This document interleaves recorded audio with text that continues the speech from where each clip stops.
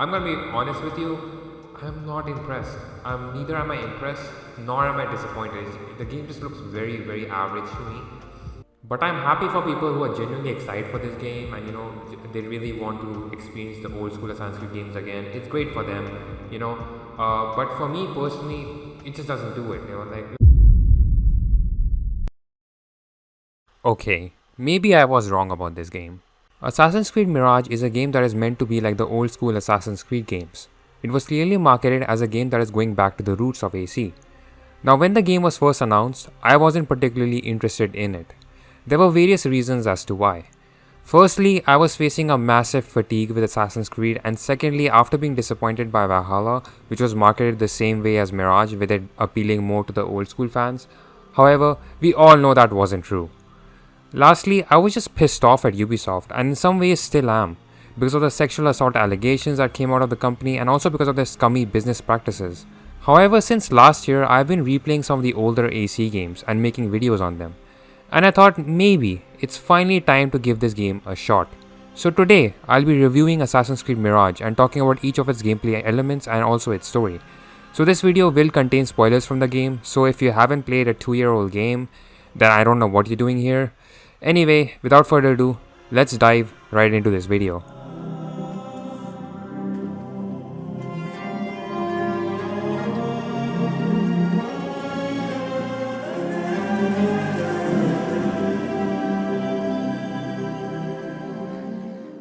Assassin's Creed Mirage was developed by a relatively smaller team called Ubisoft Bordeaux. Is it Bordeaux? Is it Bordeaux?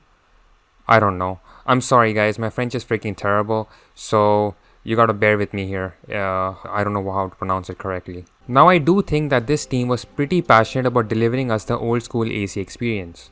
And the game succeeds in doing that in some ways, with the inclusion of a city like Baghdad, which is actually pretty well designed. It's not the best city in the series, but definitely has its own charm. And it's great to see denser cities back in an AC game after Syndicate, to see bustling crowds and the feeling of walking through them like a blade in the shadows. The packed buildings to parkour through, the ambience and just the overall vibe just screams old AC. It's also super immersive with people of the city telling on you to the guards if you're wanted. The game is visually gorgeous and I like that it borrows a lot from Origins in terms of environment design and the vibrant lighting.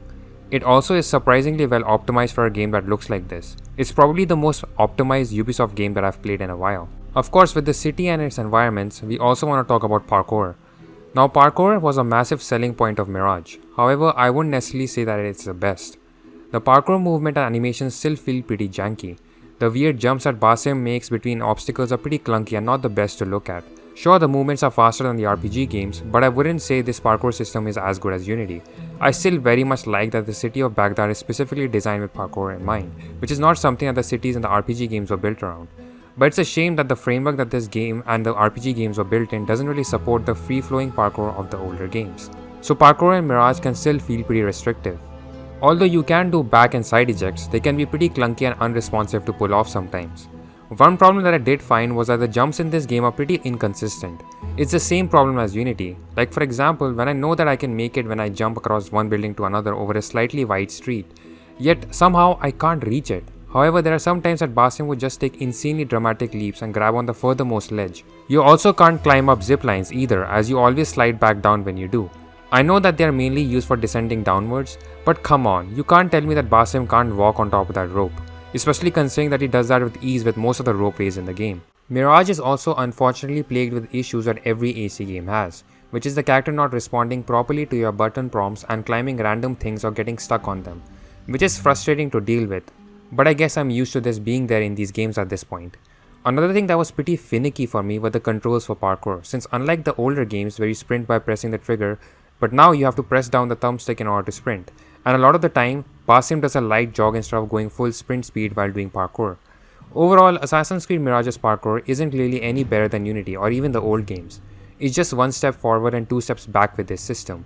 However, I do think that the movement is still miles better than the RPG games. Now getting to the second big aspect of Mirage, that being the stealth. Stealth in Mirage is pretty fun to do, I admit, especially with the different tools given to you. However, I won't necessarily say it's challenging to do, as I feel like a lot of the enemy AI is pretty stupid in this game, as there were many instances where I could have been spotted but I did not.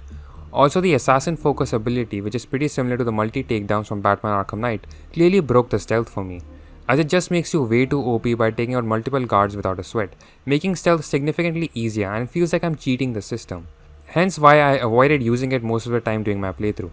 It also just takes away from the grounded vibe of the game, as it feels pretty ridiculous for Basim to just teleport behind the guard like that. Stealth in Mirage doesn't seem like it has clearly evolved much from the previous games, and it's something that just has been picked and placed directly from them instead of building on it.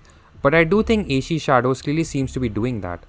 Another thing that I'm not a fan of is the Eagle drone being reused again, as it feels more like a gimmick at this point to have it in every AC game since Origins. And it doesn't make any sense to use it, since the scouts from heavily guarded areas would try to shoot it down anyway.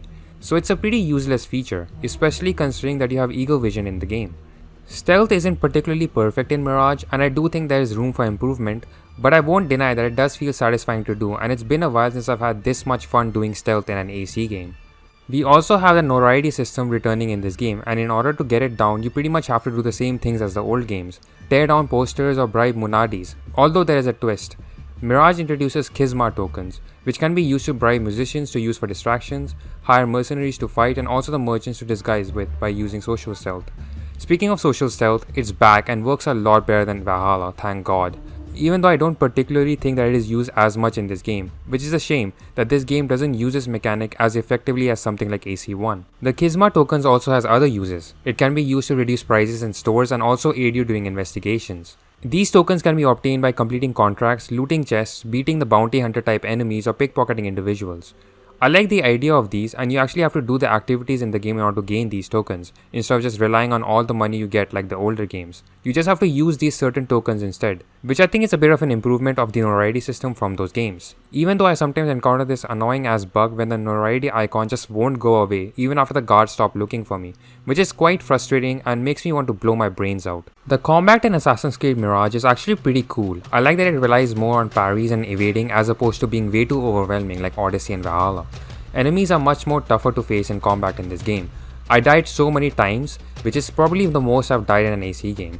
You can do two types of attacks, and so can the enemy. A light attack which can be parried and you can go for an insta-kill immediately after a well-timed parry, along with a heavy attack which is indicated by them glowing red, which is the one you're supposed to evade. You can also evade projectiles using parrying, which is pretty cool. I like that this game does a better job than most AC games in the past to deter you from combat and push you to play in stealth.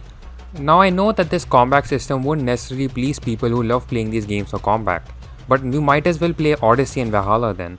The bigger enemy types can also be knocked off balance by throwing a knife to their legs, which gives you a quick window to assassinate them, and you can also attack them from the back. There's also these tougher enemy types which are similar to bounty hunters. They're extremely fast, strong and formidable opponents you face. They can even heal themselves and do lots of damage. They also can't be one-shot assassinated, which is kinda annoying and pretty weird since I could one-shot these big guys, which are much more well guarded than them. These are probably the toughest set of enemies in an AC game, and I like that these enemies push you to stay away from combat and keep your notoriety down. However, if you're someone who likes playing recklessly, you can try taking them down. It is a fun challenge to beat them and it can be done, even though I wouldn't really recommend it as I got my ass handed to me many times. But if you beat them, you're rewarded quite handsomely, which is nice. Also, another thing I didn't notice was that beating them gets your notoriety all the way down, which is great, but probably the hardest thing to do out of all the other options. The main problems I do have with the combat in Mirage is that the parry window is a bit too lenient and sometimes you parry a guard before he even lands the attack. They also remain stunned for far too long, like they're some fucking zombie, which sorta takes away quite a bit of the challenge. Luckily, the game still manages to balance this out by having variety of different enemies you can face, but the low level guards are still fairly easy to beat. However, this might be an unpopular opinion, but I honestly think Mirage's combat is better than the recent RPG games. I just think it serves its function well for being challenging as well as not being too overwhelming like the RPG games. Sure, there's less variety of weapons you can use for combat, but again, this game isn't really focused on delivering that experience, yet it still does its best in making combat fun, even though stealth is a bigger focus. But if you want to go all out in combat, again, the RPG games clearly do that better. Now talking about the side content in Mirage, this game doesn't really have that much to offer, which might be a bad thing to a lot of people, but I'd rather this than the endless bloated content of Valhalla. You have lots of collectibles and treasures to find in the world that unlocks items, and even though it sounds like activities in an average Ubisoft game, I like the fact that you have to solve these mini puzzles sometimes that require me to think a little in order to unlock chests, which contain cool in-game items. It definitely makes collecting these treasures slightly more interesting and it is a nice change of pace from running around and doing stabby. Assassin contracts finally make a return after a long time in Mirage, and these were actually quite fun to do. And I like that I get to utilize stealth under different scenarios. There's also a mini pickpocket game now. It's cool the first few times, but after a while it didn't really differ much from pickpocketing in the earlier games. If you fail the mini pickpocket, you get noticed and the person will warn the nearby guard. I like the idea behind them, but I feel like 9 times out of 10 looting people is very easy with no real skill or challenge put to it than just a quick button press. However, there are certain civilians carrying valuable artifacts that are slightly more challenging to pickpocket. The stolen artifacts from these civilians can be given to dervish for some cash. It does add some challenge to the system, but again, the novelty wears off real quick once you know what you're doing. It's also stupid that if you level up your skill tree, you no longer have to interact with this minigame in the first place. So like, why do I have to interact with this when I can just get rid of it with some skill points? It's pretty stupid and there's no clear progression that you're getting better in pickpocketing anyway, each time you're interacting with it.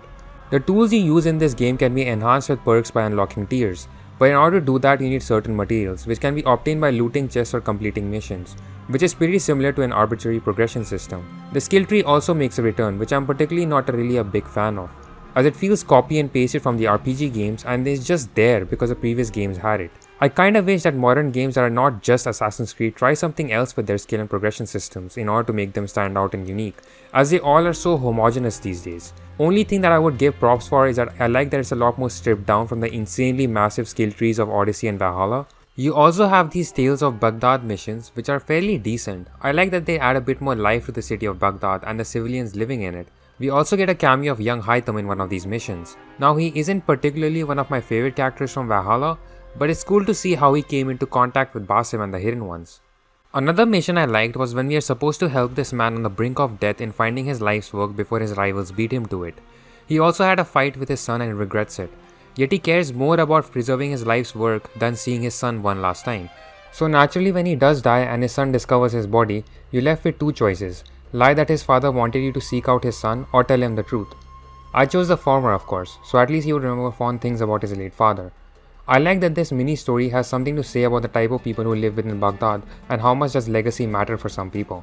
Now getting onto the story of Mirage, unfortunately I thought it was quite bare bones and nothing much to write home about. The facial animations and the voice acting of this game are also not really on par with other AC games in the past. I also don't know why they didn't keep the same voice actor for Basim and went for a completely new guy instead, because he doesn't remotely feel like the character we know from Valhalla. Now, you can make the argument that it's because he's not really matured into a master assassin yet, but I still think that that voice really suited him as there was a level of malevolence and charm there, which doesn't really change with maturity. You can't tell me this guy had an entire personality shift in just a few years. The supporting cast of characters also unfortunately don't shine in this game, as they all have a personality drier than a wall. Seriously, it's like they're AI generated. I guess I won't be surprised if they'd use it though. Like after a point, every character starts feeling the same to me. I can't distinguish between Falud and Dervish because they both start feeling and sounding the same. And also because I'm racist. I really miss mo-capped cutscenes and detailed facial animations, and I can't understand why they stopped doing this after Origins. The only performance that is somewhat decent I'd say is Roshan, which I guess makes sense since she's voiced by a proper actress. The good things that I did find about the story though was firstly the entire Alamut section. It's just really cool to see a proper assassin stronghold in an AC game again, as we haven't really seen something like this since Masyaf in AC1, which is crazy to think about. I like how we also get a gradual progression of how Basim learns the leap of faith, and it's pretty cool when he finally does it in the game. Valhalla pulls off something similar with Eivor, but it doesn't really mean anything, knowing that Eivor just doesn't really care about assassins. In Mirage, it at least feels a little bit more meaningful. The assassin initiation scene also gives me chills. I don't know man, just hearing the 3 tenets of the Brotherhood never fails to give me goosebumps. The main story missions in Mirage are structured as cases, where you are pretty much investigating information about your next main target by doing several smaller missions. I like that this structure borrows heavily from AC1 in many ways, like it's a more expanded version of it, where you start with investigations from the Assassin Bureau and report back with all your findings in order to start the assassination. Speaking of bureaus, I love seeing them back in action again. I don't know, the AC fan in me just loves them, and it's a nice throwback to the original game. Another cool homage to AC1 is by bringing back eavesdropping by sitting on a nearby bench. It's just nice to see that they care. However, this style of structure could feel repetitive at times, as quite a few of the missions from Mirage involve you sneaking into an area, looting some documents and killing a mini target who is somewhat related to the main guy you are after, or you're busy freeing prisoners. It could feel like a wild goose chase at times. Of course, this is a major point of criticism for AC1 as well, which I do sort of agree with. I do think that they should have taken a little more inspiration from the Ezio games as well whilst designing these missions, as they had a lot more variety to them. The main assassination missions though are really well designed, and I haven't had this much fun with these type of missions since Unity. They act exactly like black box missions where you find opportunities in order to lure out your target or find access to them, and then you can go in for the kill. It's also nice that you have to discover these opportunities on your own instead of the game revealing it to you, which is definitely an improvement over Unity and Syndicate's missions. One thing I really find endearing about this game is that it really respects assassin traditions like the feather ritual. It knows what this franchise is and it doesn't really shy away from it. I do find it funny, however, is that the assassin mentors always give you a small pep talk before the assassination. Imagine all assassin mentors in every AC game start doing this, since they clearly have nothing better to do. Anyway, getting back to the main story, there's nothing much more worth talking about with the story. The Order of the Ancients you assassinate are pretty lackluster, which sucks, but I guess that makes sense if you have so many targets to assassinate, unlike just the main 9 from AC1. So you can't really expect each and every one of them to be fully fleshed out. Although I would say that the ending of the game is pretty cool. I actually didn't see the Nihal twist coming. I know a twist like this is already done way too many times that it starts to feel pretty predictable, but somehow I couldn't with this one, so it did catch me off guard. However, I do think that the entire ending reveal is kinda ruined if you already played Valhalla and know who Basim truly is. It would have worked brilliantly if this game came out before Valhalla, which is partly the reason why I'm not really a fan of prequels, with the exception of the likes of Red Dead 2 of course, as I already know what will happen in the future, so the mystery and intrigue of what the character would do next is pretty much all gone. Another thing I'd like to point out is that this ending would have hit 10 times harder if the voice acting was pretty well delivered, which again brings me back to my old point. Why the hell did they change the voice actor of Basim from Valhalla? It just ruins a pretty great scene in my opinion where Basim finally confronts his true self. The potential and weight that this scene would have carried if only the voice acting were up to scratch. It's pretty unfortunate. I don't think the story of Mirage is necessarily bad, albeit a little disappointing if you were expecting a deep exploration of Basim's roots and also the assassin philosophy rather than a shallow surface level take on it. Assassin's Creed Mirage is a game that turned out better than what my initial impressions were. Maybe because I went into the game with very low expectations. That being said, the game does have many flaws, and what lets this game down the most is the fact that it's still built under the framework of the RPG games. Hence, certain aspects such as parkour still mostly remain the same. However, I like that this game respects Assassin's Creed, and whether or not people would agree with me or not, but it pays a nice tribute to AC1. Except that grey AC1 filter. I don't know, I just found that a bit stupid. It's certainly not a game that goes back to the roots per se, but it does deliver on that assassin fantasy that I haven't felt since Assassin's Creed Unity. I did feel underwhelmed by the main story and its characters and also the subpar facial animations and voice acting, which certainly could have been polished a bit more. But other than that, I do think Ubisoft Bordeaux does a pretty good job considering the resources they were given to work with. And I do think that this team could make a really solid AC game in the future if they are given more resources and time that is almost equivalent to the bigger studios like Ubisoft Quebec or Montreal. Assassin's Creed Mirage in a way is a mirage, and even though it's just that, I'd happily take it if that means I could relive some of the good old fun that I had with this franchise, even if it is for a short moment. So I hope you guys enjoyed this video. Like and subscribe if you did. Please let me know in the comments below what your thoughts on Assassin's Creed Mirage are. Is it really a return to the roots like people say it is? But anyway, I hope you guys have a great day and I'll see you guys very soon with another video in another time. See ya guys.